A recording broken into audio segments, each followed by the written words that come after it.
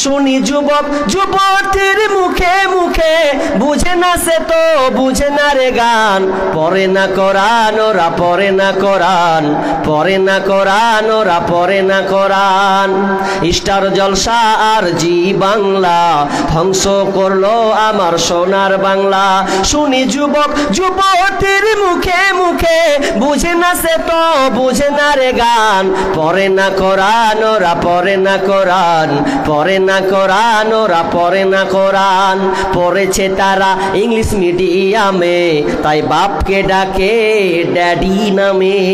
আব্বা বাপু আল্লাই, তারা পড়েছে আজ ইংলিশ মিডিয়ামে, তাই বাপকে ডাকে আবার ড্যাডি নামে। সরি সরি বললে কি আর, সরি সরি বললে কি আর, কবরেতে পাবে আসান। পড়ে না কোরআন ওরা, পড়ে না কোরআন, পড়ে না কোরআন ওরা, পড়ে না কোরআন। ইষ্টি কুটুম আর জলনুপুর, ঝগড়া ঝাঁটি সে তাই সকাল দুপুর। আমি দেখিনি, আমি শুনে বলছি কিন্তু এটা। ইষ্টি কুটুম আর জলনুপুর, ঝগড়া ঝাঁটি সে তাই সকাল দুপুর। টাপুর টুপুর গেল জলনুপুর এলো, পাখি দেখে ফাঁকি দিল মরে কত জান। পড়ে না কোরআন ওরা, পড়ে না কোরআন, পড়ে না কোরআন ওরা, পড়ে না কোরআন। ওরা ধর্ম কর্ম ছাড়তে পারে, ওরা নামাজ রোজা ছাড়তে পারে, ছাড়বে না হিন্দি সিরিয়াল। স্টার জলসা ঘরে ঘরে বাধাইছে গোলমাল, স্টার জলসা ঘরে ঘরে বাধাইছে গোলমাল। পাশের মেয়ে মর্জি না হাই, হিন্দি সিরিয়ালে পাগল সে, পাশের বাড়ি মদন রে কয় তুমসে প্যার করতে হু। কোনোদিন স্কুল যায় না, হিন্দি বোঝে না, তো কয়েকটা সিরিয়ালও দেখে নিয়েছে, তো ওটাই হয়ে গেছে। পাশের বাড়ি মর্জি না হাই, হিন্দি সিরিয়ালে পাগল সে, পাশের বাড়ি মদন রে কয় তুমসে প্যার করতে হু। বুড়ার বয়স 80 বছর, বুড়ির বয়স 80 বছর, বুড়ার বয়স 80 বছর, বুড়ির বয়স 80 বছর, হিন্দি সিরিয়ালে মারে তাল। স্টার জলসা ঘরে ঘরে বাধাইছে গোলমাল, স্টার জলসা ঘরে ঘরে বাধাইছে গোলমাল। ওরা ধর্ম কর্ম ছাড়তে পারে, ছাড়বে না হিন্দি সিরিয়াল। স্টার জলসা ঘরে ঘরে বাধাইছে গোলমাল। আর সিরিয়াল দেখানো যাবে? যদি দেখান তাহলে আপনার কপাল খারাপ আছে। আজ থেকে আপনাকে প্রত্যাখ্যান করতে হবে, আজ থেকে প্রতিজ্ঞাবদ্ধ হতে হবে, টিভিকে চুরমার করে ঘর থেকে বের করে দিতে হবে। আরে ভালোর দিক থেকে তো ক্ষতির দিকটা বেশি, যেখানে ক্ষতির দিক বেশি সেই টিভিটা আপনি ঘরে রাখবেন কেন, রাখিয়েন না কেন? আপনি একজন বিদেশি লোক হয়ে, আপনি একজন মিস্ত্রি হয়ে, আপনি লেবার হয়ে, আপনি আপনার স্ত্রীকে আপনি যদি টিভি লাগিয়ে দেন, তার পাল্লায় পরে যদি আপনি দেন, তাহলে আপনার সংসার ছারকার হবে, এ কোনো সন্দেহ নয়। আপনাকে চ্যালেঞ্জ করলাম। অতএব আপনার প্রথম নৈতিক দায়িত্ব হচ্ছে ভালো বিবি চয়ন করা। আপনি বিবি নির্বাচন করবেন দিনদারি, দিনদারি নির্বাচন করলে একজন সন্তানও ভালো দিনদারি মা পেয়ে যাবে। 1 নম্বর, কারণ মা হচ্ছে সবচাইতে শ্রেষ্ঠ। মায়ের হাতে গড়বে মানুষ, মায়ের হাতে গড়বে মানুষ। মা যদি সত্য হয়, মাই হচ্ছে এ জগতের প্রকৃত বিশ্ববিদ্যালয়। মাই পারবে একজন সন্তানকে সুন্দরভাবে গঠিত করতে। কেন?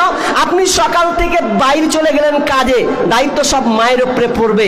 আর মা যদি একটু দিনদারি হয়, সন্তানকে ওইভাবে লালন পালন করবে। কিন্তু দুঃখ আফসোস লাগে, আজকে আমরা চয়ন করছি টাকা, চেহারা, এই বংশ মর্যাদা দেখে আজকে আমাদের সংসারকে ছাড়খাড় করছি, দিয়ে সন্তানের ভবিষ্যৎকে আমরা আজকে বর্তমানে নষ্ট করছি। অতএব সুন্দর মায়ের দরকার। আপনাকে একজন বিজ্ঞানীর কথা বলবো, বিজ্ঞানীর কথা বলবো। ওই বিজ্ঞানী যার নাম হচ্ছে টমাস আলভা এডিসন, সেই বিজ্ঞানীর আবিষ্কার আপনি কি নেবেন? আমার যে শব্দ, এটা কার আবিষ্কার? তার। আপনি বাল্ব পাচ্ছেন, কার আবিষ্কার? টমাস আলভা এডিসন, তারই আবিষ্কার। আপনার এই যে ক্যামেরাগুলো চলছে, কার আবিষ্কার? তারই আবিষ্কার, সাউন্ড পৌঁছে দেওয়া তার আবিষ্কার। তিনি এতগুলো আবিষ্কার করেছেন, তার পিছনে তার মায়ের অবদান আছে। একদিন তাকে চিঠি লিখে দেওয়া হলো। এই চিঠিটা বলছে তোমার মাকে তুমি দিয়ে আসবে। মাকে দেওয়ার পর যখন মা বলছে, মা, মাস্টার আমাকে একটা চিঠি দিয়েছে, দেখো তোকে চিঠিটা কি লেখা আছে। মা ওই চিঠিটা খুলে দেখছে। মা যখন চিঠিটা দেখে চিঠিটা খুলতে লেগেছে, যেমনই পড়া শুরু করেছে, তিনি আশ্চর্য হয়ে তার চোখ দিয়ে পানি অশ্রুত বিগলিত হতে লাগলো। আলভা এডিসন বলছে, মা তুমি কাঁদছো কেন? কেন তুমি কাঁদছো বলো মা? বলছে বেটা, আমি কাঁদছি আনন্দে, আমি আনন্দে কাঁদছি। কি আছে দেখ পড়বো বেটা, পড়ো। কি আছে? বলছে তোমার সন্তান হচ্ছে একজন জিনিয়াস। এই সন্তান এত ভালো, এত জ্ঞানী যে আমাদের স্কুলে পড়ার তার যোগ্যতা রাখে না। সে ভালো পর্যায়ে ভালো স্কুলে তাকে দিতে হবে, ভালো স্কুলে তাকে পড়াতে হবে। আমাদের এই ছোটোখাটো স্কুলে তার পড়িয়ে কোনো লাভ হবে না, তো তাকে একটা ভালো পর্যায়ে নিয়ে যাওয়া হোক। এই বলে মা উল্টা করে, চিঠি আছে এক, পড়ছে উল্টাভাবে পড়তে পড়তে পড়তে চিঠিটাকে রেখে দিয়ে মা বলছে আমি আমার সন্তানকে নিজের হাতে গড়ে তুলব। সেই মাকে এত বড় করে তাকে লালন পালন করে সেই মা সেই সন্তানকে টমাস আলভা এডিসন অর্থাৎ সারা পৃথিবী জুড়ে একজন বিজ্ঞানী, নাম করা বিজ্ঞানী তিনি তৈরি করে গেলেন। সেই মা পৃথিবী ছেড়ে চলে গেছেন, মা আর বেঁচে নাই। হঠাৎ একদিন টমাস আলভা এডিসন বলছে আমি মায়ের ছোট্ট ঘরে যাই, ওই ঘরে গিয়ে আমি দেখি একটু ঘরটা পরিষ্কার করা যায় কিনা। এই বলে টমাস তিনি ঘরে ঢুকছেন, ঢুকার পর ঘরকে পরিষ্কার করছেন। পরিষ্কার করতে করতে ওই মায়ের সেই চিঠিটা পেয়েছেন। তখন তো বাচ্চা পড়তে জানে নাই, ছোট অবস্থায় ছিল। হঠাৎ করে তার চিঠি হাতে এলো। হাতে আসার পর এবার পড়ছে। কি পড়ছে জানেন? মা কিন্তু বাক্য সেন্টেন্সকে উল্টে দিয়েছিল। সেখানে লেখা আছে তোমার সন্তান হচ্ছে মেন্টালিটি পাগল, সে ভালো সন্তান নয়, তোমার সন্তানকে আমরা পড়াতে পারবো না, আমাদের স্কুলে অসম্মান হচ্ছে, শিক্ষকরা এতে সন্তুষ্ট নয়, তোমার ছেলে মেন্টালিটি পাগল, এই কারণে আপনার সন্তানকে আমরা বহিষ্কার করতে বাধ্য হলাম। টমাস আলভা এডিসন চোখ দিয়ে পানি বের হতে লাগলো। হাই রে মা, যেই মাকে চিঠি লিখেছিল আমার ব্যাপারে, মেন্টালিটির ব্যাপারে, সেই মা আমাকে উল্টে শুনিয়ে দিল যে আমার সন্তান একদিন হবে জিনিয়াস, সে সারা পৃথিবীর ওয়ার্ল্ডে একজন বিজ্ঞানী হবে। মা দেখিয়ে দিয়েছিলেন যে আমার সন্তান সারা পৃথিবীব্যাপী একজন এমন একটা বিজ্ঞানী তৈরি হবে যে সারা পৃথিবীকে তোলপাড় করে দেবেন। আজকে সেই টমাস আলভা এডিসনের বিনিময়ে আজকে আমরা এতগুলো তার নিদর্শন, এতগুলো তার আবিষ্কার আমরা পাচ্ছি। তাহলে এটা কার অবদান? মায়ের অবদান। মায়ের কারণে আজকে আমরা যদি মা প্রকৃত মানুষ পাই, আমরা সেই বিজ্ঞানীর মতন আমরাও সন্তানদেরকে লালন পালন করতে হবে। তাহলে 1 নাম্বার কি বললাম? সুন্দর মা নির্বাচন করবেন। নাম্বার 2 নম্বর হচ্ছে আপনি বিবাহ করলেন। আমি একটু সংক্ষেপে বলার চেষ্টা করি। আপনি বিবাহ করলেন, বিবাহ করার পর আপনি এখন কি করবেন? আপনাকে দোয়া জানা লাগবে কি লাগবে না? তবে আফসোস লাগে মৌলভী সাহেব, যখন মসজিদে থাকি তখন বুড়া বাপজি 40 বছর 50 বছর হয়ে গেছে, জিজ্ঞাসা করি ভাই একটু বাসর ঘরে দোয়াটা বলুন তো মুখটা তো বলছে আর লজ্জা দিয়েন না। সন্তান বড় বড় হয়ে গেছে, বিয়ে হয়ে গেছে, বেটার বিয়ে দিয়ে গেছে, বৌমা চলেছে, এখন পর্যন্ত বাসর ঘরের দোয়াটা জানে না। তা আমি ওই জন্য বললাম এখন তো বলবেন, হবেই তো। আপনি যেমন বলছেন যে বউরে আমি চালাবো, তো উল্টা বউ আমারে চালাবে না কেন? আপনি যখন বিয়ে করে নিয়ে এসেছেন, বিয়ে করার পর মাথায় হাত রেখে চুল ধরে যে একটা দোয়া বলতে হয়, কি কয়জন বলেছেন? এখানে ভাই একজন আছেন, মাশাআল্লাহ। তো এই দোয়াটা আমরা প্রায় লোকই এটা জানি না। জানি আল্লাহুম্মা ইন্নী আসআলুকা খায়রা ওয়া খায়রা মা জাবালতা আলাইহি ওয়া আউযু বিকা মিন শাররিহা ওয়া শাররি মা জাবালতা আলাই। এই দোয়াটা আমরা কজন জানি? তবু একটা ছোট্ট একটা দোয়া, অথচ এই দোয়া আমরা মুখস্থ করি নাই। এরপরে আপনাকে কি করতে হবে? 2 রাকাত স্বামী স্ত্রী একসাথে সালাত আদায় করতে হবে। নফল সালাত আদায় করেছি, করেন নাই তো করবেন কি করে? আপনিও যে আপনার স্ত্রীও, তাই জন্য আমি আগে বলিনি, এবার আজকে 2 বার বলা হবে, আমার কথাটা ভিডিও রেকর্ড হবে। আজকে আসলে জেনার সেঞ্চুরি চলছে, জেনার সেঞ্চুরি চলছে, আপনি তো আগে বিবাহ করেছেন, কত মেয়ের আপনি ইজ্জত নষ্ট করেছেন, পাননি কাউকে। তা আপনি 9 নম্বর একটা মেয়েকে বিবাহ করেছেন, আপনি 8টাকে পছন্দ করেছেন দুনিয়াতে, দুয়া তো জীবনে কোনোদিন শিখে নাই, তো আপনি 9 নম্বর বিয়ে করে নিয়ে এসেছেন। তো আপনার বাপ বলছে, বেটা তোর জন্য আমি বউ দেখেছি রে। তো বউ দেখেছো, তুমি ঠিক করে নিয়েছো? তুমি এত তাড়াতাড়ি ঠিক করলে আমি 8 বছর ধরে একটাও ঠিক করতে পারি না, ধরে আর ছুটে। তো বেচারি দুয়া বলবে কি, চুলে হাত দিয়ে দুয়া বলবে কি, ঘরে ঢুকেও শুরু করে দিয়েছে, আমি ঠকি নাই রে। স্ত্রী বলছে, তুমি কিসে ঠকনি? এখন বাসর ঘর, সুন্দর কথা বলবো, 2টা কথা বলবো, হ্যাঁ আপনার দোয়া হবে, হ্যাঁ মানে তোমার জীবনী আমার জীবনী এক অপরকে আলোচনা করবো, তো তুমি শুরু করে দিলা আমি ঠকি নাই রে, তুমি আমার 9 নম্বর বিবি রে। তখন ই তো ভেজালে পড়ে গেছে, 9 নম্বর বিবি বলে তো দাঁড়া তোর এবার আমি দেখছি। তো ও শুরু করে দিয়েছে, আমি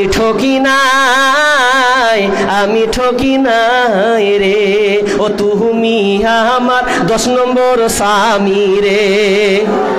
লে এবার ঠেলা। তো দুজনে ভেজালে পড়ে গেছে যে আমি ঠকলাম, তো তুই ফের আর 10টা পাস করে নিয়ে এসেছিস।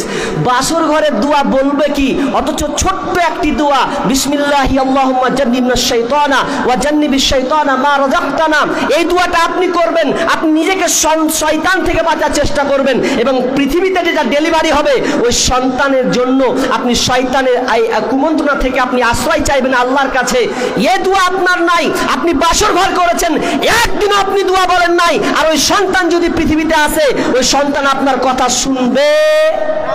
শুনবে না। তা আপনি দোয়া কি তো মুখস্থ করেননি, কখন করবেন? তাহলে আপনাকে প্রথম বিবি নির্বাচন করতে হবে, তারপরে আপনার মেল টার্গেট। যারা এখনো বিবাহ করনি, তোমার এখনো সময় আছে, আর যারা বিয়ে করেছেন আল্লাহর কাছে তওবা করেন, আর ঝাঁটা খেতেই থাকেন, কিছু করার নেই। কিন্তু বাকি যারা এখনো বিবাহ করনি, এই 2টা জিনিস মুখস্থ করাই লাগবে।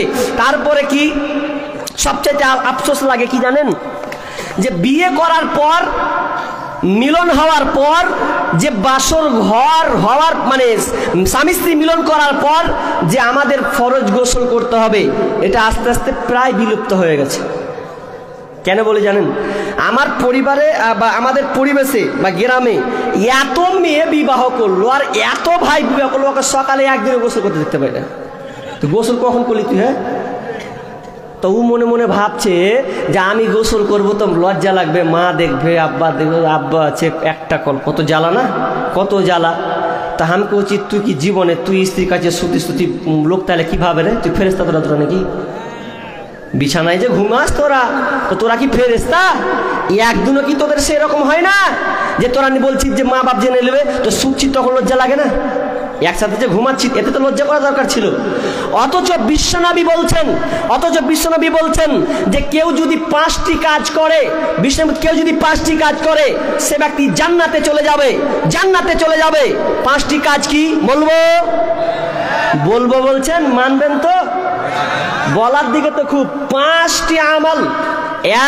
এক, যেই ব্যক্তি প্রতিদিন 5 ওয়াক্ত সালাত, রুকু সেজদা ঠিক মতন আদায় করবে, প্রতিদিন সঠিক মতন 5 ওয়াক্ত সালাতকে সে আদায় করবে, সে ব্যক্তি জান্নাতে যাবে। নাম্বার 2, যে ব্যক্তি রমজান মাসের রোজা পালন করবে। নাম্বার 3, যে ব্যক্তি যার অর্থ সম্পদ, টাকা কড়ি পয়সা আছে, সেই যার জাকাত দেওয়ার সামর্থ্য হলে সে জাকাত আদায় করবে। এবং 4 নম্বর হচ্ছে, সে যদি হজ করার তার সামর্থ্য থাকে তাহলে তাকে হজ করতে হবে। আর 5 নম্বরে বিশ্বনবী বললেন যে আমানত রক্ষা করবে। কটা বললাম ভাই? 5টা। এবার শেষের নম্বর আমানতের ব্যাপারে সাহাবীরা বুঝতে পারলেন না, ইয়া রাসূলুল্লাহ আপনি আমানতের ব্যাপারে কি বলেন, তা আমানত তো বুঝতে পারলাম না। তখন বিশ্বনবী বলছেন আমানত হচ্ছে নাপাকির গোসল করা। আসলে এটা খুবই কঠিন নয়, আপনাকে বলি, একটু ব্যাখ্যা বলি বুঝতে পারবেন কেন কঠিন। জিহাদে যুদ্ধ করা সহজ আছে, এটা সহজ। নামাজ পড়া সহজ, কিন্তু ফরজ গোসল করা খুব কঠিন কাজ। কেন বলছি? এই জন্য কঠিন কাজ যে আপনি এই যে ঠান্ডার মৌসুম চলছে, এই ঠান্ডা মৌসুমে যদি বাই চান্স বাথরুম টয়লেট এগুলো যদি ব্যবস্থাপনা না থাকে তো ওর কপাল খারাপ। আর যারা পুকুরে গোসল করে ওদের তো আরোই চলবে না, কে 12টা 1টার সময় পুকুরে যাবে এ নিয়ে তার টেনশন শুয়ে, হারে কে দেখে ফেললে আমার সর্বনাশ হয়ে যাবে।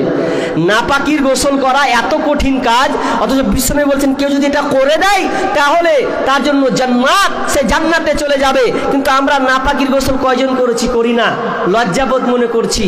অনেক সময় স্বপ্ন দোষরে লজ্জাবোধ করি, অনেক মায়ের অনেক বোনের পিরিয়ড হলে লজ্জাবোধ মনে করি যে আজকে আমার পিরিয়ড হয়েছে, এখন রাত্রে মাগরিবে হয়েছে, গোসল করব কি না হবে। মা জিজ্ঞাসা মানে মায়ের কাছে হয়তো কেমন লাগবে, আব্বা আছে এটা কেমন লাগবে, এই টেনশন আপনার শুরু করে। অথচ এটা আপনার আমানত, এটা হচ্ছে আপনার আমানত। এই আমানত আপনাকে রক্ষা করতে হবে। না পাকি আজকে বর্তমানে আমরা প্রায় লোক, ছেলেরা মেয়েরা পর্যন্ত 8টা 10টা 11টা পর্যন্ত, দুপুর পর্যন্ত সে নাপাক অবস্থায় থাকে, কিন্তু সে পবিত্র হচ্ছে না। আশ্চর্য লাগে। এগুলো আপনি কখন করবেন? তাহলে কি করলাম? ফরজ গোসল করা লাগবে। তারপরে নাম্বার 4 নাম্বার হচ্ছে যখন আপনি মিলন করলেন, মিলন করার পর আপনি আল্লাহকে বলবেন রব্বি হাবলি মিনাস সালিহিন, আল্লাহ তুমি আমাকে নেক সন্তান দান করো। আমরা সন্তান চাই, কিন্তু কি চাই? আল্লাহ একটা আমরা সন্তান দাও, কিন্তু কোনোদিন বলি ভালো সন্তান দাও? বলি না। না হয় বলি ছেলে দাও, না হয় মেয়ে দাও, কিন্তু কোনোদিন বলি না রব্বে হাবলি মিনাস সালিহিন, আল্লাহ তুমি আমাকে নেক সন্তান দান করো। এটা আমরা চাই না। বরং আজকের মানুষ বড় নিমহারাম, আল্লাহকে বাদ দিয়ে দোয়া করবে কি? তারা মাজারে চলে গেছে, মাজারে গিয়ে তারা বলছে, আজকালকার মেয়েদের তো বলাই যায় না, মেয়েরা মাজারে গিয়ে সন্তান চায় কি চাই না? আপনাদের এদিকে চাই না? না, আমাদের ওইদিকে চাই। আমি পরশুদিনকে একটা কথা শুনেছি, আপনার হেসে মরে যাবেন। কি কথা জানেন? মেয়েরাই বলছে, আর আমি ওখানে আছি, তোরা বলছে যে ন্যাংটা বাবার ওই লিঙ্গ ধুয়ে যে পানিটা বের হয় ওটা যদি খায় তাহলে আল্লাহকে সন্তান দেবে। বা সাংঘাতিক কথা। এটা মেয়েরা বলছিল। কি বলছে? যে ন্যাংটা বাবার লজ্জা স্থান ধুয়ে যদি ওই পানিটা খায়, যার সন্তান হয় না ওর সন্তান হয়ে যাবে। কত বড় নিমহারাম এ চলছে বর্তমানে। জায়গায় জায়গায় ফিতনা শুরু হচ্ছে। আর মাঝে কে কি বলছে? একটা সন্তান দে রে বাবা, মিন্নতি করি তোর দরবারে, একটা সন্তান দে রে বাবা, মিন্নত করি তোর দরবারে। যদি জিন্দা পাতা, যদি মরা পাতা, পরে গাউসের উপরে, ছেলে হবে ঠিকই সেজে যাবে মোরে। যদি জিন্দা পাতা, যদি টাটকা পাতা, পরে গাউসের উপরে, ছেলে হবে রে বাবা যাবে বেঁচে। অথচ সন্তান দেওয়ার মালিক কে? আল্লাহ। আল্লাহ সন্তান দেয়, আর আল্লাহকে বাদ দিয়ে তারা চলে গেছে মাজারে। অথচ আল্লাহ বলছেন লিল্লাহি মুলকুস সামাওয়াতি ওয়াল আরদ, আসমান জমিন তার রাজত্ব যিনি আছেন, তিনার হাতে যিনি রাজত্ব আছেন, সেই আল্লাহর কাছে আমাদের সন্তান চাইতে হবে। ইয়াখলুকু মা ইয়াশা, আয়াতটা ভুলে গেলাম। ইয়াখলুকু মা ইয়াশা ওয়া ইয়াহাবু লিমান ইয়াশাউ ইনাসা ওয়া ইয়াহাবু লিমান ইয়াশাউ যুকুরা আও ইউযাব্বিজুহুম যুকরানা ওয়া ইনাসা। আল্লাহ সুবহানাহু ওয়া তাআলা বলছেন, আমি যাকে পুত্র সন্তান দান করি, আমি কাউকে পুত্র দিই, আবার কাউকে কন্যা দিই, আবার কাউকে পুত্র সন্তান দান করি, আবার কাউকে পুত্র এবং কন্যা উভয় দান করি, আবার কাউকে আমি বন্ধা করে দিই, বাঁধা করে রাখি। এটা আমার হাতে, একমাত্র আমি ছাড়া পৃথিবীর কেউ এটা দিতে পারে না। অথচ আমরা আজকে আল্লাহকে বাদ দিয়ে আমরা মাজারে তাবিজ ঝুলিয়ে আর কিছু করে আমরা সন্তান চাচ্ছি। অথচ ইব্রাহিম আলাইহিস সালাম একজন নবী হয়ে আল্লাহকে বলছেন রব্বি হাবলি মিনাস সালিহিন, হে আল্লাহ তুমি আমাকে একটা নেক সন্তান দান করো, নেক সন্তান তুমি আমাকে দাও। তাহলে আমরা কি করব? সন্তান কার কাছে চাইতে হবে? আল্লাহর কাছে চাইতে হবে। এরপরে আমি চটচট করে কাটছি, অসুবিধা নাই। এবার সন্তান হলো, এবার সন্তান হওয়ার পরে আপনি তার জন্য কি করবেন? সন্তান যে পৃথিবীতে আসলো, তা আসার পর কি করবেন? অথচ বিশ্বনবী বলছেন কুল্লু গুলামিন রাহিনুন বিআকিকাতিহি। বিশ্বনবী বলছেন যখন একটা সন্তান পৃথিবীতে আসে, এটা সন্তান তার কি আকিকার সাথে সম্পৃক্ত থাকে, আকিকার সাথে সম্পৃক্ত থাকে। এই সন্তান যখন পৃথিবীতে আসবে তখন তাকে কি করতে হবে? সপ্তম দিনে একটি পশু জবাই করে দিতে হবে, পশু জবাই করে দিতে হবে। পশু কিন্তু আমরা জবাই করি কখন জানেন? আমরা আজকে সুন্নাহটাকে মানছি না, 7 দিনে দিন করি, সপ্তম দিনে করি না। ফতুয়ালায় মৌলভী সাহেব 10 দিন পর করা যাবে না, 1 মাস পর করা যাবে না, কেন আপনি এটা করবেন কেন? অথচ সুন্নাহ হচ্ছে 7 দিনে সপ্তম দিনে করা। সপ্তম দিনে আপনার সন্তানের জন্য আপনি 2টি পশু আপনি কি করবেন? কুরবান দিবেন। কিন্তু আমরা এটা করি না, 14 দিন 80 দিনে ঘাটা তাকাই। আর আমি চটচট করে বলছি, ব্যাখ্যা করছি না। তারপরে কি বলছেন বিশ্বনবী? বলছেন এরপরে তুমি সন্তানের মাথাকে নাড়িয়ে দাও, মাথাটাকে নাড়িয়ে দাও। ওয়াইহুলাকু রাসুহু, তুমি তার মাথাটাকে নাড়া করে দাও। ওয়ায়ুসাম্মা, এবং তার জন্য তুমি একটা কি করো? সুন্দর নাম রাখো। আমরা নামের দিক দিয়ে খুব পিছিয়ে আছি। ভালো নাম আমাদের পছন্দ হয় না, বলি আবু বকর রাখেন তো রাখি না, ওমর রাখেন রাখি না। একজন বলছে যে মৌলভী সাহেব আমার ছেলের জন্য একটা নাম রাখেন তো। কি নাম রাখবেন? আব্দুল্লাহ রেখে দেন। এই বুড়া বুড়া লাগে, আব্দুল্লাহ নাম বলে বুড়া বুড়া লাগে। তাহলে আপনি এক কাজ করেন, খাব্বাব রাখেন। খাব্বাব রাখবো তো আমার চাচাতো ভাইয়ের নাম, কি করে রাখবো? তখন মুসা বলছেন আপনি তাহলে রেখে দেন, কি রাখবেন? তাই বলছে কারো নাম লিব না, আমি নিজে খুঁজবো। তখন আপনার কম্পিউটারটা খুঁজে নাম সার্চ করছে, নাম সার্চ করতে করতে করতে করতে একদম এমন নাম পেয়েছে জীবনে কেউ শুনেনি। নাম চেয়ে দিয়েছে ব্রেন সার। কি নাম বললাম? কোনো নাম পছন্দ হলো না, নাম ব্রেন সার রেখে দিয়েছে। তো পাশের লোক জিজ্ঞাসা করছে যে ব্রেন সারের তর্জমা জানিস তো? যে ওটাই দেখা হয়নি জি ভাই, কিন্তু নামটা রাখলাম। কি নাম? কেউ রাখেনি। ব্রেন সার নাম রেখেছে। ও তো বলছে সার্চ কর গুগলে, দেখ গুগলে তোর তর্জমাও দেখ। গুগল সে যখন সার্চ করে দেখছে তো দেখে মোর মন টন খারাপ হয়ে গেছে যে কি নাম রাখবো আমি, তর্জমাও দেখিনি। বলছে কি আছে কহ না রে ভাই? ওই আর শুনিস না ভাই, শুনিস না? হামসালা গুগল খুলে দেবো, খুলে বের করলো। তাহলে বাদ দিয়ে বলছে ব্রেন সার কি জানিস? ব্রেন সার মানে হচ্ছে ইংল্যান্ডের একটা পুলিশের একটা পালিত কুকুর ছিল, ওই কুকুরটার নাম হচ্ছে ব্রেন সার। তো ভেজালে পড়ে গেছে, ব্রেন সার নাম রাখতে কোনো কুকুরের নাম দিয়ে ব্রেন সার নাম, ভারী মুশকিলে পড়ে গেছে। কি করা যায়? তো নাম রাখবেন, আপনি চয়ন করবেন। একজনের নাম রেখেছে কি জানেন? বুলেট। ছাক্কাস নাম পেয়েছে ও। পুলিশ যখন ধরেছে তোকে বলছে, ম্যাগাজিনের খবর বলছি, ও যখন বলেছে বুলেট, তুই তো মাথা খারাপ ছিল, বুলেট নাম রেখেছে তো আকামকুম করবেই। তোর তো বাপকে ডাক। ওর বাপকে যখন ডেকে সে বলছে আপনার বেটা আকামকুম করেছে, কি করে মানুষ করছেন? তা আপনার ছেলের নাম কি? বলছে বুলেট। বলছে এই এক কাজ করবে, এই ছেলেটাকে ছাড়, ওর বাপকে ভর জেলে। নাম রেখে দিয়েছে বুলেট, উল্টা পাল্টা নাম রাখবেন। ভালো নাম, অর্থবহ অর্থাৎ অর্থর সঠিক যেটা ভালো আসবে সেটা দেখে আপনি নাম রাখবেন। তা আফসোস নাম রেখে দিচ্ছে পিন্টু, সেন্টু, বল্টু, লালটু, ফালটু। এগুলো কোনো নাম হলো গো? এখন অনেকের আছেন তো রাগ করছেন, হয়তো রাগ করিয়েন না ভাই। নামগুলো ভালো রাখেন। আল্লাহ তাআলা প্রত্যেক ব্যক্তিকে বিচারের দিন কিয়ামতের দিন নাম ধরে ডাকবেন, তো নামটা অন্তত ভালো রাখেন। আমি একটা আপনাকে জয়ীফ হাদিস বলি, যেটা ওখানে শিক্ষা আছে। আগে বলেছি জয়ীফ হাদিসটা। একজন সাহাবী, একজন লোক তার বেটার উপরে মানে নালিশ করতে এসেছে যে বেটা আমাকে মেরেছে। ওই লোকটা আমিরুল মুমিনের কাছে গিয়ে বলছেন, আমিরুল মুমিনিন খলিফাতুল মুসলিমিন, আমার সন্তান আমাকে আজকে মেরেছে, আমাকে মারধর করেছে, আমার সন্তান আমার সঙ্গে খারাপ অন্যায় আচরণ করেছে। এবার আমিরুল মুমিনিন বলছে, দেখো তোমার ওই সন্তানকে কেন তোমাকে মারা হলো, এর বিচার তো করতেই হবে।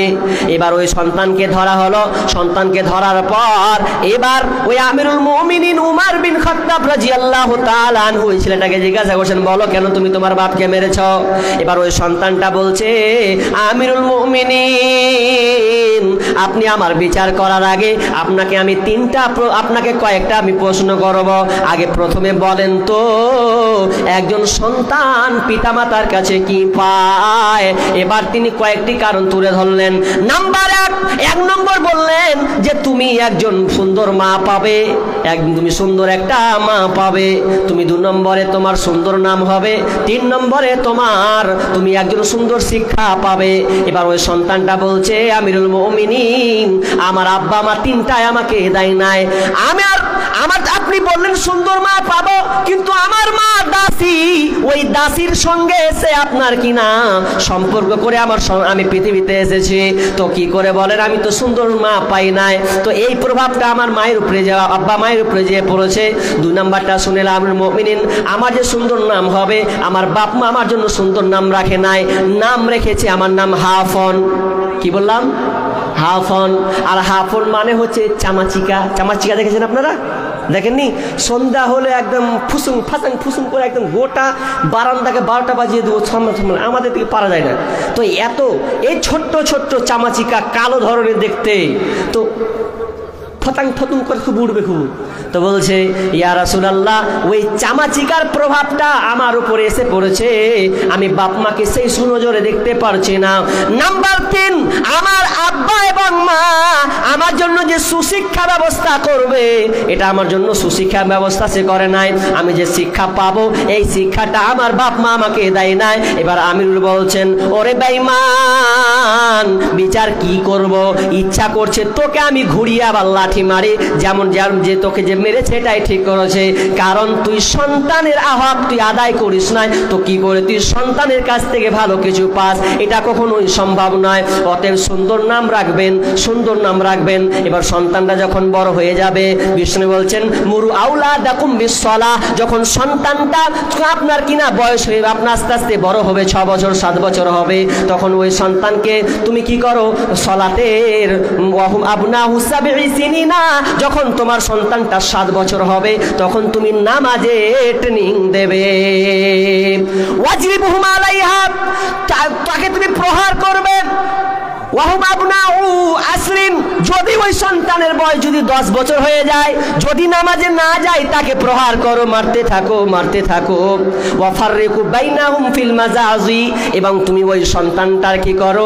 যখন 10 বছর হয়ে গেছে, ওপরে চলে গেছে, তার বিছানাটাকে তুমি আলাদা করে দেবে। এই হাদিসটা আমরা কয়বার মানি? কে মানি? 7 বছর হলে আমরা সন্তানকে নামাজের কথা বলি না। স্কুল দাঁত ভেঙে দিব, টাকা মাসের মাস লাগছে, কি মনে করছিস তুই? তখন খুব বরে বাপরে, যদিও টিউশনে একটা বাদ পড়ে যাই, গালির শেষ নাই, দাঁত ভেঙে দেবো, খেতে দেবো না। অথচ সন্তানটা নামাজ পড়ছেন না, 10 বছর হয়ে গেছে, একবারও নামাজের কথা বলছে না। আপনি এই ব্যাখ্যাটা দেখেছেন? হাদিসের ব্যাখ্যাটা আপনি গবেষণা করেছেন? বিষ্ণু বলছেন 7 বছর হলে ট্রেনিং দাও। কয় বছর? 7 বছর। কিন্তু এখানে গ্যাপ কয় বছর বলেছেন? 3 বছর। 3 7 8, তাহলে 7 8 9 10, এখানে 3 বছর। 3 বছর এখানে গেল। যদি একটা সন্তানকে 3 বছর দিয়ে ট্রেনিং দেওয়া যায়, তো ওই সন্তানকে 10 বছর আর বলতে হবে না। কিন্তু বিষ্ণু বলছেন, যদি এরপরেও না শুনে, তাকে একটু প্রহার করো, তাকে মারো। ওয়াজরিবুহুম আলাইহা, তাহলে তাকে তুমি প্রহার করো, মারো। দেখো ওই সন্তান ঠিক লাইন ধরে নেবে। আমাদের আফসোস হয়, খুবই আফসোস, সন্তানকে যদি বলি নামাজটা উঠান না গো, ফরজের সময় হয়ে গেছে, তো বলছে ছেলে ঘুমাচ্ছে, যে কি উঠাবো, আরামের ঘুম ঘুমবে আমার ছেলে গো, সকালে টিউশনই যাবে। তো এই ব্যাপারে একটা খবর, মানে একটা সুন্দর গল্প পড়ছিলাম। গল্পটা ফের 8 তারিখতে দেওয়া হয়েছিল। গল্পটা কি? তো বলছে তোমার সন্তানকে তুমি এত ভালোবাসো, এত যত্ন করো, এত লালন পালন করো, তোমার সন্তানটা ঘুমিয়ে আছে, সুন্দর করে বিছানা দিয়ে দিয়েছো, মশারি টাঙিয়ে দিয়েছো, ল্যাপ কাঁথা দিয়ে দিয়েছো, এমন সময় তোমার বাড়িতে বিকট আগুন ধরেছে, চারদিকে আগুন হানা দিয়েছে। এবার বলো তুমি কি বলবে? তোমার কি ওই সন্তানকে বলবে যে ও বেটা তুই শান্তিতে ঘুমা? বলবে বেটা উঠ, বেটা উঠ, উঠ, আগুন লেগেছে, বেটা উঠ। তখন ঠিক একবারে চিল্লা ফিল্লা, তখন বেটা খুব মশারি ছেড়ে সুন্দর বিছানা ছেড়ে ধাপ করে উঠবে। এই ব্যাপারে তোমার হুঁশ আছে। অথচ 5 ওয়াক্ত আজান হয়, 5 ওয়াক্ত সালাতের জন্য মুয়াজ্জিন আজান দেয়, আসসালাতু খায়রুম মিনান নাওম। যখন হয়ে যাচ্ছে যে তোমার বিছানার চাইতে নামাজ হচ্ছে সবচাইতে উত্তম, তখন আপনি বলছেন আমার বেটা ঘুমাক, সে সুন্দর থাক, ভালো থাক। কিন্তু দুনিয়ার আগুন যদি জ্বলে, ওই সন্তানকে আপনি বলবেন না সন্তান বেটা ঘুমিয়ে যাও। আফসোস লাগে আমরা সন্তানকে সুশিক্ষা দিতে পারি নাই, 7 বছর হয়ে গেছে, তাকে সুশিক্ষা দিতে পারি না, শিক্ষা দিতে পারি না, আফসোস লাগে। আজকেকার আধুনিক শিক্ষার কথা দুই একটা বললে না হয়, বলতে হয় আপনি আপনার সন্তানকে শিখাচ্ছেন ওয়াজা করে আসছে তেরে আয় আমটি আমি খাবো পেরে, হাসইতে ইঁদুর ছাড়া ভয়ে মরে, দীর্ঘহিতে ঈগল পাখি পাছা ধরে, এরকম শিখাচ্ছেন আপনি। অজাগর আসছে তেরে প্রথম ভয় খেলিয়ে দিচ্ছেন। কার অজাগরের ভয়? আমটি খাবে কার? বাপের আর খালুর। আম পারবে, ওই জিনিসটা আপনি শিখাচ্ছেন। অথচ আপনি আপনার সন্তানকে বলেন না চলো উজু করে উজু করে নামাজ পড়ি, এই শিক্ষা আপনি আপনার সন্তানকে দিতে পারেননি। আপনি আধুনিক শিক্ষা দিচ্ছেন আর ভালো আশা করছেন যে আমার সন্তান ভালো আশা করবে। একটা লোকের কথা বলবো, শেষে যদি উঠেন তো বলবো না, যদি থাকেন তো বলবো, সেটা খুব ইম্পর্টেন্ট, সেটা এখন বলছি না। তা আপনার সন্তানকে আপনি দিনই শিক্ষা দিচ্ছেন না, আপনি তাকে শিক্ষা দিচ্ছেন কি? অঙ্ক, সুদের। আপনার ছেলে স্কুল গিয়ে কিসের অঙ্ক করে? সুদ, চক্রবৃদ্ধি হার, এই সুদ চক্র তাকে শেখানো হয়। আপনার ছেলেকে শেখানো হয় না যে বেটা আজকে জোহরে 4, আসরে 4 রিকাত, বলো যোগ করলে কয় ওয়াক্ত হচ্ছে। এই শিক্ষা আপনি আপনার সন্তানকে আপনি দেননি। আপনার সন্তানকে আপনি দেননি। আপনার সন্তানকে আপনি কবিতা শিখিয়েছেন, হাট্টি মাটি ডিম তারা মাঠে পারে ডিম, তাদের খাড়া দুটো সিং ভেজে আছে। কোন পাখির তো খাড়া দুটো সিং আছে? আপনি তো ভুল শিক্ষা দিয়েছেন আপনার সন্তানকে, শেখান নাই। আপনি তো ভালো শিখান না। আর ছোটতে শিখেছিলাম আপুর আম বাপুরে, কোথা যাস বাপুরে, আই বাবা দেখে যা, দুটো সাপ রেখে যা, যে সাপের চোখ নাই মুখ নাই, মারি শুধু ফোঁস ফাঁস কিনা কিরকম করে না, এই যে দুয়াটা খুব শিখিয়ে দিয়েছে। বিষ নাই ফোঁস ফাঁস মারে তো বলে বিষ লাগবে না বলে, হ্যাঁ, এগুলো আপনি আপনার সন্তানকে শিখিয়ে দিয়েছেন। কিন্তু আপনি ওই সূরা ফাতিহার যে কাজী নজরুল ইসলাম শিখাচ্ছে, অনন্ত অসীম ও প্রেময় তুমি, বিচার দিনের স্বামী, যত গুণগান হে চিরমহান তোমারই অন্তর্যামী, এই কবিতাটা আপনি শিখান নাই। এই না শিখার কারণে আপনি আপনার সন্তানকে আপনি ঘুমাচ্ছেন, ঘুমানোর যেমন বলছেন হেই হালার পহালা ঘুমাবি, তো দিবত ফাটিয়ে দেবো। আপনি শিখিয়েছেন দোয়াটা যে বেটা আল্লাহুম্মা বিসমিকা আমুতু ওয়া আহইয়া বলে দোয়াটা বলতে হবে, তো না করে কইছে হালার পর ঘুমা, উঠাবো কইছে হালার পর উঠবি না, উঠ স্কুল যাবি না। দোয়াটাও শিখাচ্ছে না যে উঠার দোয়া শিখাতে হবে, এটা না। পার পাড়িয়ে দিলে দু একটা গালি দিয়ে তো সন্তানটা বড় হয়তো আপনাকে হালার পর বলবে, কিছু করার নাই। আপনি সন্তানকে আপনি কি শিক্ষা দিচ্ছেন? আপনি দুনিয়াবি শিক্ষা দিচ্ছেন। এজন্য আফসোস করেছিল আব্দুল আউয়াল নামের একজন প্রফেসর, আফসোস করেছিল প্রফেসর আব্দুল আউয়াল, তার 3 সন্তান। সে বলেছিল আমি সন্তানকে মানুষ করতে পারি নাই। সে বলেছিল আমার সন্তান একটা ইংল্যান্ডে থাকে, একটা আমেরিকা, আর একটা ছোট যা যেন কোথায় থাকে প্রবাসীতে। তো 3 সন্তানকে দুনিয়াবি টাকা, তার পেনশনের টাকা দিয়ে 26 লাখ টাকা খরচ করেছে। বাপ মায়ের কথা শুনে না, সে বলছে আফসোস, পারলে তুমি দুনিয়াবি শিক্ষা দিও, আমার সন্তানকে আমি অনেক কিছু তৈরি করলাম, মানুষের মতন মানুষ বানাতে পারি নাই। মনে রাখবেন, আপনি সন্তানকে আপনি শিখান। একটা কথা বলবো আপনাদের, আচ্ছা কে কে ছোটবেলায় কাদা খেটেছেন? কাদা কাদা কাদা খাপ্পা চুলহা তৈরি করেছেন? করি নাই? অনেকে করেছি, আমিও করেছি ছোটতে। তো ঘাপ্পা চুখা যখন আপনাকে না কাদা হাঁড়ি তৈরি করে, তো ভেঙে দিলেন, আবার একটা টেলি তৈরি করলেন, কিংবা ইট করা যাবে না? করা যাবে। কিন্তু বলেন তো ওই কাদাটাকে একটা ইট করলাম বা টালি তৈরি করলাম, এবার আমি ওকে পুড়িয়ে দিলাম, পুড়িয়ে দেওয়ার পর আমি ওকে ভালো করে পুড়িয়ে সুন্দরভাবে টেলি করে দেওয়ার পর এবার ওকে ইট করা যাবে? করা যাবে না। তো আপনার সন্তান 12 বছর 14 বছর হয়ে গেছে, 15 বছর হয়ে গেছে, এতদিন পর্যন্ত আপনি শাসন করেনি, আর এখন আপনি শাসন করবেন, উল্টা তো আপনাকে শাসন করবে। আপনাকে তো করবে করবে করবে, পরের বেটিকে তো করছেই, ওকে উল্টা শাসন করছে। আপনাকে করবে, পরের বেটিটাকেও চালাবেও, কিছু করার নেই। তাহলে আপনি সুশিক্ষা দেননি বিধায় আজকে আমাদের এই সংসার, আমাদের এই সমাজ আজকে রসাতলে চলে গেছে। আমি আলোচনা আরো লম্বা করছি না, যেহেতু বক্তা একজন আছেন, ইনশাআল্লাহ একটু ধৈর্য করে বসবেন। তো হাদিস এখনো বাকি আছে, কয়েকটা বলি নাই। তো এখানে বেনামিতে 100 বস্তা সিমেন্ট নাকি ভাই? 100 বস্তা, আর 100 বস্তা সিমেন্ট বেনামিতে, ওই জন্য একই জন্য। এটা কতটি? 100 বস্তা 1,500 টাকা। আর ও একজনই, এটা একজনই দিয়েছেন 100 বস্তা সিমেন্ট আর 1,500 টাকা। লিল্লাহি তাকবীর, আল্লাহুম্মা সাল্লি আলাই, আল্লাহুম্মা বারিক আলাই। আরেকজন বেনামিতে দিয়েছেন 500 টাকা, আর বেনামিতে মৃত্যু পিতার নামে দিয়েছেন 1000 টাকা। আল্লাহুম্মা সাল্লি আলাই, আল্লাহুম্মা বারিক আলাই। এটা জলসাটা কিসের? জলসাটা কিসের? মাদ্রাসা না? মাদ্রাসার ভাই উঠবেন না? চাচা দানের কথা লেগে উঠে গেলেন, চাচা বসবেন, উঠিয়েন না, বসেন বসেন, দিয়েন না, আপনি টাকা দিয়েন না। একটা জিনিস কথা হচ্ছে, দেখেন দানের কথা বলতে গেলে মানুষের একটা নেচার খারাপ, যে দান বলবে পালাবো। তা আপনার তো আগে থেকে জানেন যে এটা মাদ্রাসার উন্নতিকল্পে জালসা আদায় হবে। তা আমি এতক্ষণ তো আপনাকে কোরআন হাদিসই শুনলাম, শুনাই নাই?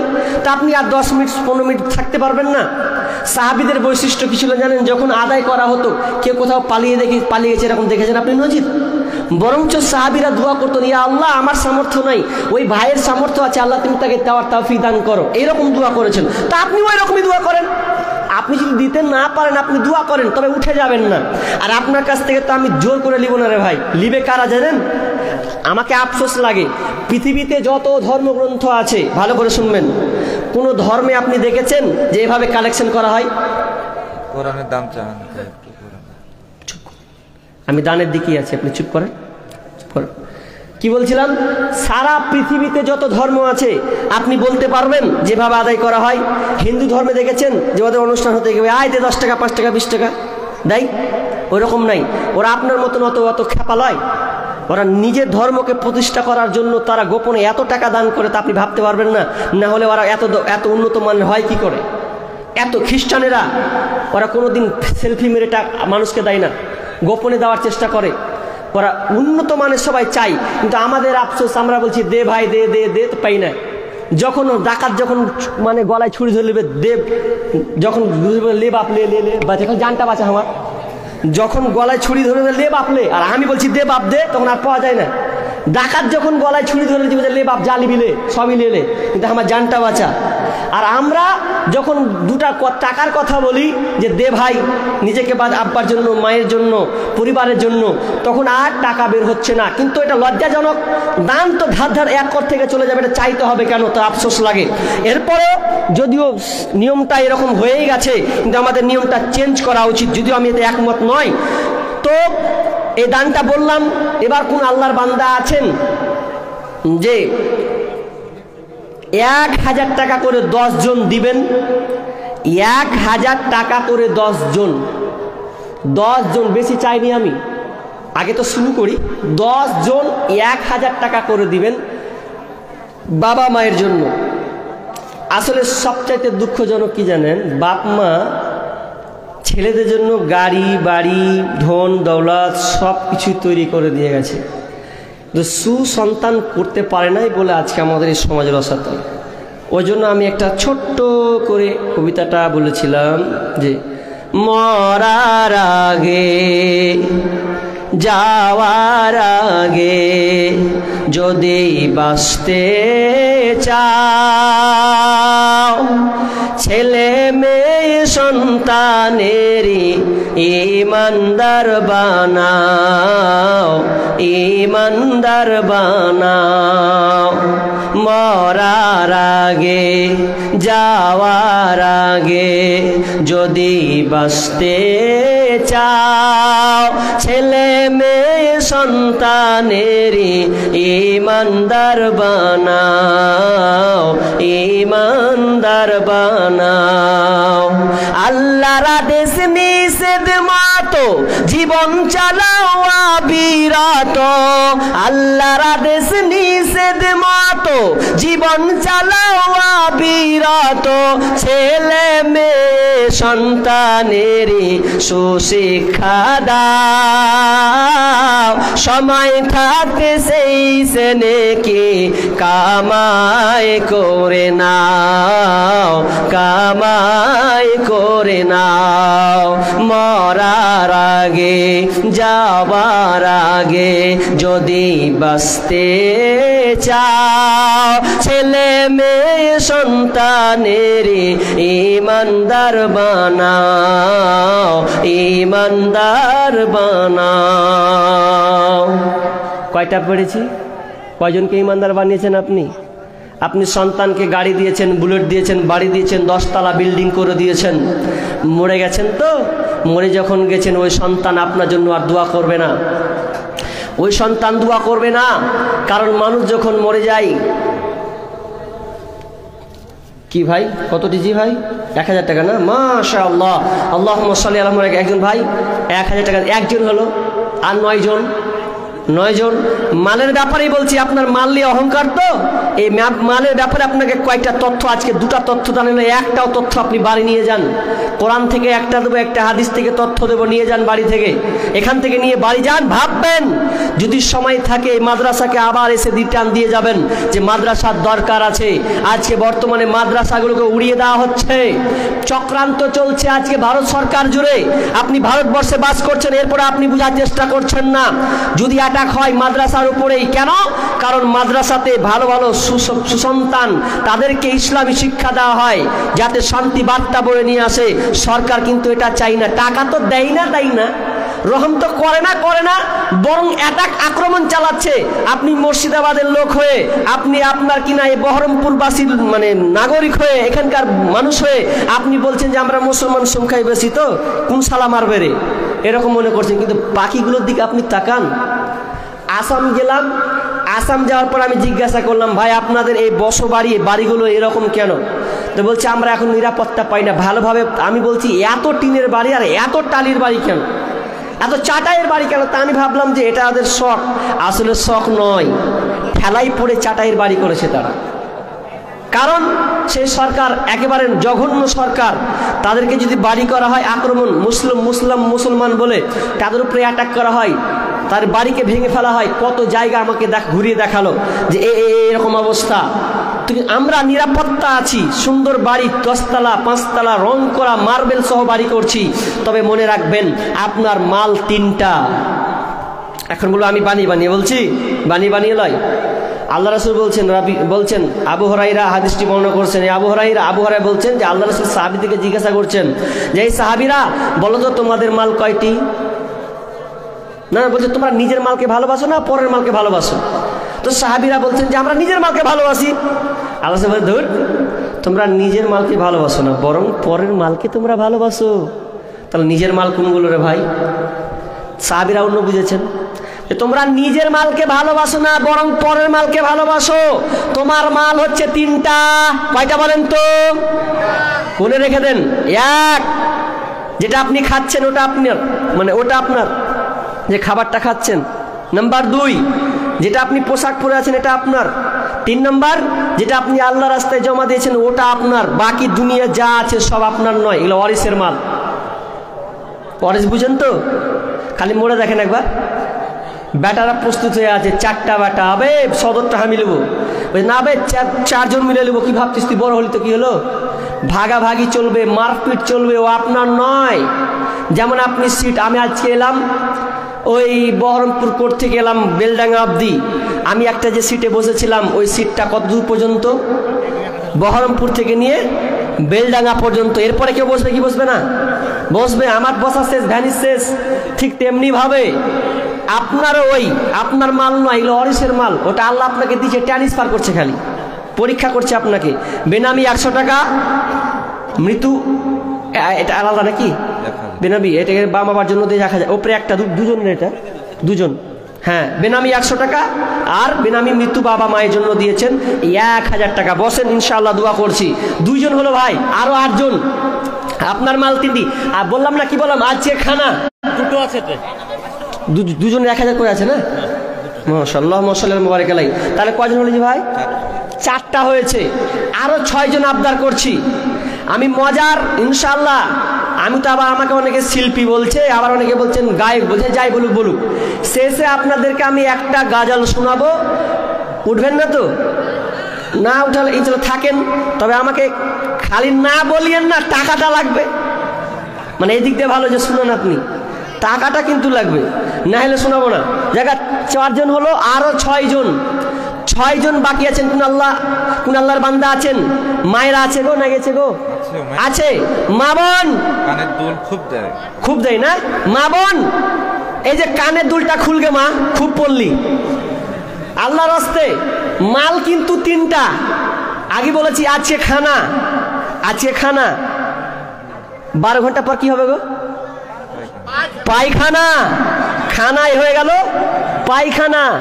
এটা আপনার, কিন্তু এটা টিকলো না। খানাটা আপনার, কিন্তু খানা হয়ে গেল পায়খানা, টিকলো না। নাম্বার 2, আজকে নতুন কালকে পুরাতন। আজকে নতুন পড়েছেন, কালকে পুরাতন হয়ে গেল। আর নাম্বার 3 নাম্বার হচ্ছে কোনটা আপনার, কিন্তু এই দুটা টিকলো না, দুনিয়ায় ভ্যানিশ, শেষ। কিন্তু একটা জিনিস টিকবে, সে হচ্ছে এই যেটা আপনি আল্লাহর রাস্তায় জমা দিবেন, ওটাই থেকে যাবে। বাকি দুনিয়ার যত সম্পদ আছে, ধন সম্পদ, আপনার একটাও থাকবে না। সব অরিসের নামে লিস্টে চলে যাবে, আপনার একটা টাকাও সেখানে থাকবে না। ঠিক ভুল বললাম? ঠিক। কিন্তু আফসোস লাগছে তো, দুনিয়ার গর্ব করছে আমার 10 তলা বিল্ডিং, আমার 5 তলা। এই গর্ব করতে করতে ফটো তুলে দিয়েছে। গর্ব করতে করতে মানে এমন এর মানে একটা খ্যাপা লেয়ার খ্যাপা ও কয়েছে সিমেন্ট লিয়াই তুলবি তো, কাম করছিস খ্যাপা ব্যাটা প্লেয়ার টাইপের তো। আর মানে বাপের টাকাতে খুব অ্যাস করছে। তো লিয়াই লিয়ে আসতে বলেছে, যখন সিমেন্ট লিয়ে আসেনি, কমে গেছে, মিস্ত্রি বসে আছে, বলতে বলতে করতে যা শেষ। আর পায়খানা দেখাই হলো না, পায়খানাও দেখা হলো না। মানে বকতে যেয়ে আর পটল তুলে দিলেও। দুনিয়ার বাস্তবতা বলছি আপনাকে, যেটা নিয়ে আপনি গর্ব করছেন, 10 তলা 5 তলা বিল্ডিং নিয়ে আপনি নিজেকে গর্ব করছেন। বাংলাদেশে কিছুদিন দেখলে না, প্রবাসী থেকে কয়েক লাখ টাকা পাঠিয়েছে। বাড়িতে ছিল, নতুন বাড়ি করেছে, নিউ মডেলের বাড়ি করেছে। তো বাড়ি যেদিন নিজে গেছে, সেদিনই ঝড়ে ওঠে একদম উল্টা পড়ে মরা গেল, বসবাস করার সুযোগই পেলে না। তা আপনি বেঁচে আছেন, এটা আল্লাহর দয়া। অতএব আপনি দান করতে শিখুন, দান কিছু কিছু হলো করতে শিখুন। কারণ আপনি এই কোরআনে একটা তথ্য আছে সূরা মুনাফিকুনের মধ্যে, যে যখন মানুষ মারা যাবে ওই সময়তে আল্লাহকে বললেন ফায়াকুল রাব্বি লাউলা আখখারতানি ইলা আজালিন করিব। আয়াতটা অনেকেই পড়েছেন। মুনাফিকুনের শেষে আয়াতটা আল্লাহকে বলবেন ফায়াকুল রাব্বি, হে রব, হে মাওলা জি, হে আল্লাহ, ফায়াকুল রাব্বি লাউলা আখখারতানি ইলা আজালিন করিব। আল্লাহ তুমি আমার সময়টা একটু বাড়িয়ে দাও, আমাকে একটু সময় দাও, একটু হায়াত দাও, যে হায়াত করলে আমি 2টা কাজ করব। বলবে না আল্লাহ আমি নামাজ পড়বো, বলবে না আমি হজ করবো, বলবে না আল্লাহ আমি রোজা রাখবো, কি বলবে? ফাসাদ্দাকা ওয়া আকুম মিনাস সালিহিন, আল্লাহ আমি দান করব এবং সত্যবাদীদের অন্তর্ভুক্ত হয়ে যাব। এই 2টা নিয়ে আফসোস করবে। অতএব কোন আল্লাহর বান্দা আছেন বলেন চটচট করে? তাহলে 4 জন হয়েছে নাকি? আর 6 জন বাকি আছে। বলেন কোন আল্লাহর বান্দা, কোন মা আছেন, কোন বোন আছেন যে আমি এই গলার হার, এই সোনা আজকে আমি পরে আছি, এটা আমার অলংকার, আমার স্বামী দিয়েছে, আমার মা দিয়েছে, এটা আমি পরে আছি, 60 বছর আমার বয়স, আমি মরে যাব, এই মালাটা আমি কাউকে দেব না, আমার মেয়েকে দেব না, আমার কন্যা সন্তানদেরকে দেব না, দিলে ওরা আপনার নিয়ে ওরা বিক্রি করে অন্য কিছু করবে। যদি আপনি চান আপনার এই প্রিয় জিনিসটাকে যদি মনে করেন যে আমি মরার পরে এই গলার হারটা আমি দেখতে চাই, আল্লাহর কাছে চাইবো। কোন বোন আছেন যে আমি এই গলার আপনার কাছে এটা প্রিয়, কানে দুলটা আপনার কাছে প্রিয়, আংটিটা আপনার কাছে প্রিয়, এটা আপনি আল্লাহকে দান করে দিলেন। মরার পর আপনি আল্লাহকে বলবেন আল্লাহ এই জিনিসটা আমার প্রিয় ছিল, এটা তোমার রাস্তায় দিয়েছিলাম, আজকে আমি তোমার কাছে চাচ্ছি। এরকম কোন মা নেন, কোন বোন নেন, কোন বোন আছেন যে আপনি আল্লাহর হস্তে এই গলার হাতের বালা, কানের দুল, নাকের ফুল আপনি দিয়ে দেবেন। আসেন কোন মা আছেন আল্লাহর হস্তে, আগে বলেছি আপনার দুনিয়ার সব কিছু থেকে যাবে, কিছুই যাবে না, সব শুধুমাত্র আপনি আল্লাহ রাস্তায় যেটা জমা দিয়েছেন ওই জিনিসটা আপনার থেকে যাবে। কিন্তু আজকের বাপ মারা অনেক বুড়া বাপগুলা বদমাশ হয়, দানের কথা বলে দেয় না, যখন বুড়াতিকাল হয় না তখন দান দেওয়ার চেষ্টা করে। কখন দেয় জানেন? যখন ছেলে পেলেকে সব বেটে দিয়ে দিয়েছে, কিছুই নেই, বেটে দিয়েছে কিছু নেই, তোমার ইচ্ছা হয়েছে আমি যে দান করবো 5 টাকা 10 টাকা আমি দান করবো, কি 50 টাকা 100 টাকা দেবো, কেউ চাইতে এসেছে তো ও সাদা গেঞ্জিতে হাত ভরছে। সাদা গেঞ্জিতে কোনোদিন পকেট থাকে? এরকম করছে, সব বেটা বেটিকে দিয়ে দিয়েছে। সাদা গেঞ্জিতে কি থাকবে জি? ওর দেওয়ার ইচ্ছা হয়েছে যে আমি কিছু দিব, দিবে না, কি করে ভাবে? তো এবার মনে মনে করছে সব তো বেটারা নিয়েছে, তো বেটারাকে কহিগা থাকতে গরু বয়না হাল তার দুঃখ সর্বনাশ ওই অবস্থা। বাবজি এখানে বাড়ি, এখানে বাড়ি, আমি এখানে আসেন, এখানে আসেন। আমি বলেছিলাম 10 জন লোক 1000 টাকা করে দিন, তো আপনি 500 টাকা দিয়ে পালিয়েছেন। হ্যাঁ, হাপি থাকবে মানে আমার কথাটাকে খেলাপ, মানে ওয়াদা খেলাপ করে দিল। মানে আমি বলেছিলাম 10 জন কোন ব্যক্তি আছেন 1000 টাকা করে দিবেন, পারবে, তবুও মানুষ অনেক সময় পারবে, তবুও মানে তাকে 500 টাকাই দিই। যাকে ইচ্ছা হয়েছে 500 টাকা দিয়েছে, আমি বলছি না যে খারাপ, তার ইচ্ছা হয়েছে এটা দিয়েছে, কিন্তু আমি চেয়েছিলাম 10 জন 1000 টাকা করে, আরও 6 জন বাকি। মায়েদের কাছ থেকে কোনো দান নেই গো। আচ্ছা আপনাদের এদিকে লক্ষ্মী ভান্ডারের টাকা দেয় না? হ্যাঁ, লক্ষ্মী ভান্ডারের টাকা আছে, মা বোন একদিনে 1 মাসে নেই না, বোন একদিন সাজলি না নেই, ওরা আবার 500 টাকা লেগে জানেন এমন সাজছে, বলেন 2000 টাকা, 2000, লিল্লাহে তাকবীর, 2000 টাকা না, নগদ না বাকি থাকবে? দিয়ে দেবেন, ফোন পে দিয়ে দেবেন, মাশাআল্লাহ। দেখেন দেখেন 2000 টাকা দেখেন। আর 5 জন বলেন, আর 5 জন মা বোন লক্ষ্মী ভান্ডারের টাকাটা দে মা একবার, খুব তো জড়ো করছিস। আমাকে ওইদিকে মাসে মাস ব্যাংকে যাবে, একদম ঠোঁটে লিপস্টিক আর কানের দুল সুন্দর কাপড় পরে কোনটা যাবি খালা? বলছি আর কহে না বেটা, লক্ষ্মী ভান্ডারের টাকা তুলে যাচ্ছে। টাকা না তাহলে ফোন পে দাও, ফোন পে, আচ্ছা যাই হোক, দেখা যাচ্ছে ফোন পে, মা বোনকে তার ফোন পে নাই, যাই হোক মা বোন দিয়ে যান। আর ওখানে কি লোক আছে? আছে, যদি লোক থাকে ওদের হাতে দেন, চটচট করে নগদ তাড়াতাড়ি নিয়ে আসার চেষ্টা করেন, ইনশাআল্লাহ আমি দোয়া করে দেব। একদম ছোট নগণ্য একটা মানুষ, আমি দোয়া করব, মা বোন চটচট করে দিয়ে দেন। কি বলছিলাম যে থাকতে গুরু বয়না হাল তার দুঃখ সর্বনাশ। টাকা ছিল তখন আপনি দান করেনি, বুড়াতিকাল খালি সাদা পকেটে হাত ভরছেন গেঞ্জিতে, যার পকেট নাই তো এবার আপনি বড় বেটাকে বলছেন জয়দুর রে, জয়দুর, তা কি হলো আব্বা? যে কিছু টাকা দিবি রে বাপ। তো কি করবে বুড়াতিকালে টাকা নিয়ে? তুমি টাকা নিয়ে কি করবে? টাকা নিয়ে আর কইস না বেটা, তুমি কার পাল্লায় পড়ে গেছো, টাকা দিতে যাবে, কি লাগবে সে বলো, তোমাকে দিব, টাকা দিতে হবে না। বড় বেটা চলে গেল, মেজো বেটা যদি এসে বলছে, মেজো বাকে ডাকছে জয়দুর, তা কি হলো আব্বা? বলছে কিছু টাকা দিবি রে বাপ। টাকা কি তোমার কথা, এখন আমার ট্রেন ছুটবে, তুমি টাকার কথা কইতে আসো, এখানে যাবো, আমার অফিসে যেতে হবে, তুমি থাকো বাড়িতে।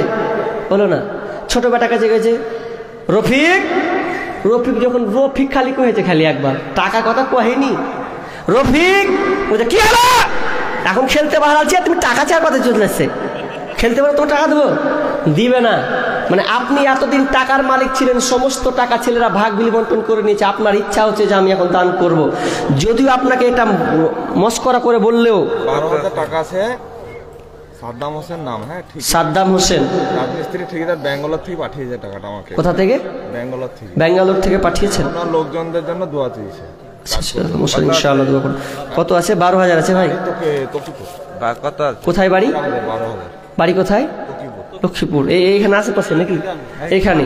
আল্লাহ মুসলিম ইনশাআল্লাহ দোয়া করে দেবো। দেখেন ব্যাঙ্গালোর থেকে পাঠিয়েছেন, 12,000 টাকা আছে। আল্লাহুম্মা সাল্লি আল্লাহুম্মা বারিক হায়কুল বারাকাল্লাহ। আল্লাহ তুমি দানকে কবুল করে নাও, আল্লাহ যে উদ্দেশ্যে দান করছে তার দানকে তুমি কবুল করে নাও, এবং বালা মুসিবত আল্লাহ তুমি দূর করে দাও। তো ইনশাআল্লাহ শেষে এক লম্বা করে ইনশাআল্লাহ দোয়া করবই। বলেন এখানে কয়জন হবে ভাই? এখন হয়নি, এটা তো আলাদা 6 জন, তো এখনও আর 4 জন আছেন। দেখেন মায়ের কথা মনে করে দেন না ভাই। দেখেন আপনি কিছু নিয়ে যাবেন না, সব কিছু থেকে যাবে। আপনি যে মোবাইলটাকে প্রিয় মনে করেন, ওই মোবাইলটা, আজকালকার মানুষ মোবাইল যদি বাড়তে রেখে চলে আসে তো ঢুঁড়া বাড়াবে, খালি মোবাইল কোনটা রাখবো, মনে হচ্ছে ওই হৃৎপিণ্ড রেখে চলেছে। এই মানুষ মোবাইল রেখে যখন চলে আসে তখন মনে হচ্ছে ও একখানটা হৃৎপিণ্ড রেখে চলে এসেছে, ঢুঁড়া বাড়া মানে না মন। যেদিন আপনি মারা যাবেন সেদিন তো আপনাকে মোবাইল দেবে না, দুনিয়াতে বেঁচে আছেন আপনি মোবাইল না হলে আপনার দিন চলে না।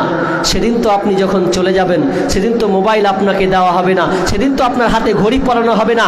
আপনি 10 কোটি টাকার মালিক, সেই টাকাও আপনাকে দেওয়া হবে না, কোনো কিছুই আপনার সঙ্গে যাবে না। শুধু আপনাকে একটা সাদা কাফন পরিয়ে দেওয়া হবে, যেই কাফনে কোনো পকেট নাই। আপনি মায়ের পেট থেকে এসেছিলেন উলঙ্গ অবস্থায়, আপনাকে দেওয়া হবে উলঙ্গ অবস্থায়। আপনার পরের সেদিন কাপড় থাকবে না। সব কিছু দুনিয়াতে ছেলে মেয়েরা ভাগ বিলবন্টন করে নেবে, আপনি শুধু একাই নিরাশ হয়ে যাবেন। অতএব আসেন না, যে বাপ মা আপনাকে জায়গা জমি দিয়েছে, আরে দায় নাই, মানুষ তো আপনাকে করেছে, আপনাকে স্নেহ করেছে, লালন পালন করেছে, সেই মায়ের জন্য আপনি আল্লাহ রাস্তায় খরচ করবে না? হয়তো আপনার পানে থেকে আছে আমার সন্তান আমাকে আজকে কিছু দান দিয়ে আমাকে সাহায্য করবে, যে সন্তানকে আমি কষ্টের পর কষ্ট লালন পালন করেছি, তাকে বড় করেছি, আমি অসহায় হয়ে গেছি কবরে, এখন যদি আমার সন্তান আমাকে বিনিময়ে কিছু দেই, হয়তো আমি এই কবর থেকে পরিত্রাণ পেয়ে যাব। সেই মা তো আপনার অপেক্ষায় রয়েছে, আপনি কখন দেবেন? আসলে মায়ের কদর, মায়ের ভালোবাসা আমরা চিনলাম না। স্বার্থ ছাড়া বন্ধু বান্ধব কাছে আসে না, বিনা স্বার্থে কেউ কাউকে ভালোবাসে না। স্বার্থ ছাড়া ভালোবাসে শুধু শাশুড়ি মা, নাকি জি? শাশুড়ি মা ভালোবাসে না, বিনা স্বার্থে ভালোবাসে না। না বলতেন বাড়ি এখানে তো পাশে বসে আছে, খালি হয় না বলে দিলেন, দুধ আর গাঢ় হবে না, ছিটাবেন সব দেওয়াল দিয়ে পড়ে যাবে। ওই জন্য বলছি যে আপন হচ্ছে শাশুড়ি নয় বরং মা। মায়ের মতো হয় না আপন, হয় না তাহার তুলনা। হায় রে আমার মা, আমার জনম দুঃখী মা। হায় রে আমার মা, আমার জনম দুঃখী মা। মা ছিল মোর আধার ঘরে পূর্ণিমারি চাঁদ, মা ছাড়া সেই ঘরখানাতে নাই রে কোনো সাদ, আমার নাই রে কোনো সাদ। মা ছিল মোর আধার ঘরে পূর্ণিমারি চাঁদ, মা ছাড়া সেই ঘরখানাতে নাই রে কোনো সাদ, আমার নাই রে কোনো সাদ। মায়ের কথা পড়লে মনে, সেই মায়ের কথা পড়লে মনে ঘুম যে চোখে আসে না। হায় রে আমার মা, আমার জনম দুঃখী মা। হায় রে আমার মা, আমার জনম দুঃখী মা। ছোট্ট থেকে বড় হলাম যেই মায়েরই কোলে, সেই মা এখন ছেড়ে গেল আমায় একা ফেলে, ও মা আমায় একা ফেলে। ছোট্ট থেকে বড় হলাম যেই মায়েরই কোলে, সেই মা এখন ছেড়ে গেল আমায় একা ফেলে, ও মা আমায় একা ফেলে। মা ছাড়া আর একলা জীবন লাগে না রে ভালো, দুনিয়া থেকে হারিয়ে গেছে দুই নয়নের আলো, আমার দুই নয়নের আলো। মা ছাড়া আর একলা জীবন লাগে না রে ভালো, দুনিয়া থেকে হারিয়ে গেছে দুই নয়নের আলো, আমার দুই নয়নের আলো। সেই মায়ের কথা পড়লে মনে, সেই মায়ের কথা পড়লে মনে ঘুম যে চোখে আসে না। হায় রে আমার মা, আমার জনম দুঃখী মা। হায় রে আমার মা, আমার জনম দুঃখী মা।